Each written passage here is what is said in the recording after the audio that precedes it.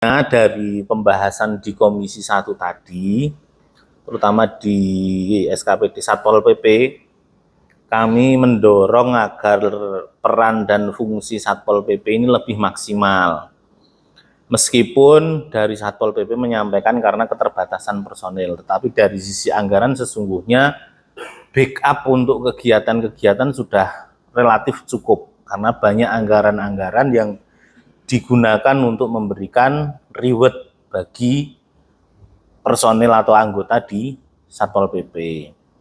Termasuk kita juga mendorong agar Satpol PP ini bisa berkolaborasi dengan Linmas. Meskipun sesungguhnya Linmas ini ada di desa, tapi dari sisi peran dan fungsi sesungguhnya bisa didorong agar keterbatasan Satpol PP dalam hal personil ini bisa terbantu, termasuk dengan komunitas-komunitas keamanan lingkungan di masing-masing desa. Karena di beberapa desa itu sudah ada kelompok PAM Swakarsa yang ada di desa-desa. Jadi kita mendorong ke depan fungsi Satpol, Linmas ini bisa berkolaborasi, termasuk kalau memang membutuhkan dukungan anggaran, teman-teman dari Komisi 1 tadi juga sepakat akan mendorong agar ada fasilitasi untuk Linmas, baik itu dari sisi peningkatan sumber daya maupun seragam, karena faktanya RT-RT juga dapat seragam, kan gitu toh. Sementara Linmas ini juga kalau memang perlu, ya memungkinkan untuk kita ajukan anggaran. Intinya itu. Satu, hari ini masih banyak misalkan dari sisi pengawasan di lingkungan pelajar, terus kemudian kenakalan remaja seperti maraknya balap liar. Nah, ini di Jalan Raya Sukowati ini kan masih sering terjadi.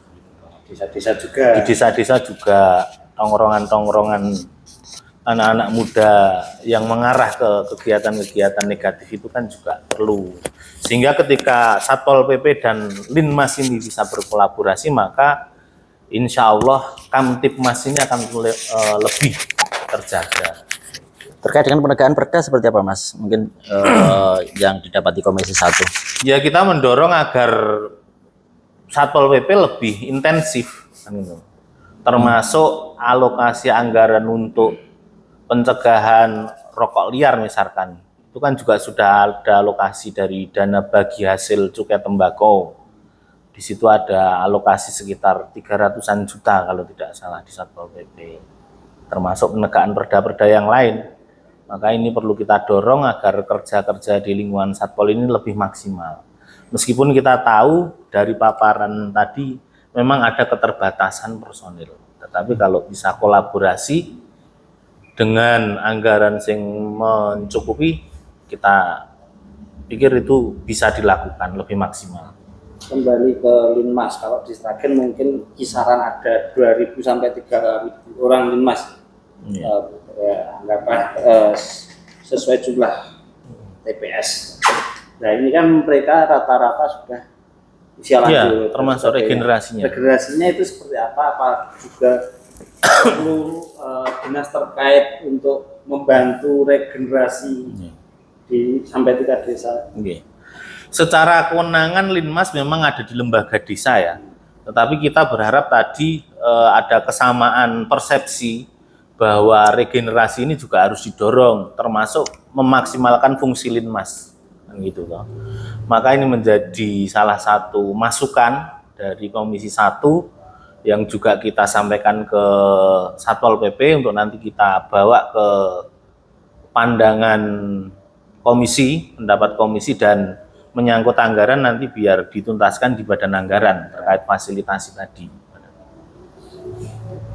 Jadi kalau melihat regenerasi Linmas ini memang memprihatinkan, rata-rata memang sudah usia sepuh karena memang selama ini tidak terfasilitasi. Jadi tidak ada minat anak-anak muda untuk terus kemudian mau menjadi Linmas. Tapi kalau ada fasilitas yang layak mungkin juga banyak yang mau. dorong untuk menggandeng kolaborasi dengan kelompok masyarakat yang selama ini sudah berjalan. Di desa itu ada PAM Swakarsa, desa belum komunitas-komunitas pencak silat dan yang lain-lain kan itu kan bisa dilibatkan, dirangkul. Basicnya udah ada ya. Iya. Mas, nek Sragen ini udah ada perda miras ya? Perda Miras. miras sudah. Nah, itu terkait dari